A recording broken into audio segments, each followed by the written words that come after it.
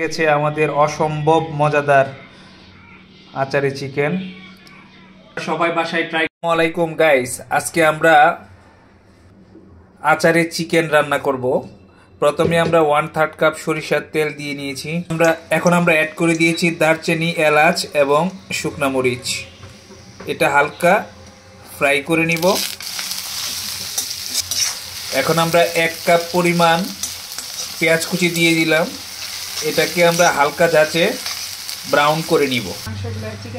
পেঁয়াজটা ব্রাউন হয়ে গেছে। এখন আমরা মাংসটা অ্যাড করে দিচ্ছি আপনার এইখানে 800 গ্রামের মতো দেশি মুরগির মাংস আমরা অ্যাড করে দিচ্ছি। মাংসটা হালকা একটু কষানোর পরে এখন আমরা 1 টেবিল চামচ আদা এবং 1 টেবিল চামচ রসুন অ্যাড করে দিব। সাথে লাল মরিচের গুঁড়ি পরিমাণ মতো এবং হলুদের গুঁড়ি পাউডার পরিমাণ মতো অ্যাড করে দিয়েছি। এখন আমরা ভালোভাবে ভাজাকাঠি দিয়ে এটাকে ভালোভাবে মিক্সড করে নিব। লবণ দিয়ে দিলাম পরিমাণ মতো। এখন আমরা 1.5 পিস টমেটো অ্যাড করে দিয়েছি। ঢাকনা দিয়ে এখন আমরা কিছু সময় রান্না করব। ঝালের জন্য আমরা 5 পিস কাঁচামরিচ অ্যাড করে দিলাম। আমরা এখন টমেটোর যে চামড়াটা আছে এটা উঠিয়ে নিব। টমেটোর চামড়াটা উঠিয়ে নিচ্ছি। এখানে আমরা আমের আচার নিয়েছি। আমের আচারটা সামান্য পরিমাণ পানির সাথে ব্লেন্ড করে নিব। আপনারা চাইলে এখানে যে কোনো টক আচার ইউজ করতে পারেন।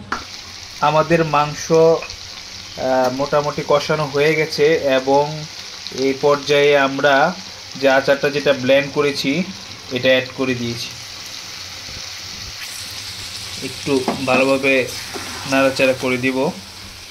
আমরা 1 চামচ পরিমাণ 5 ফোড়ন অ্যাড করে দিচ্ছি। আমরা এই 5 ফোড়ন গুঁড়িটা দেওয়ার পরে এখন আমরা এটা ভালোভাবে মিক্সড করে নিব।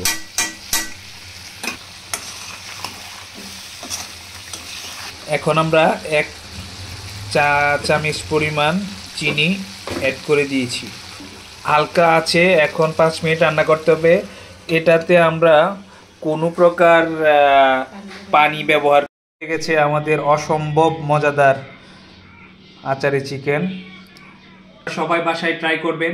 যদি ভালো লাগে তাহলে আমার পেজে একটা লাইক, কমেন্টস, শেয়ার করবেন। Thank you guys. Bye bye. Good night.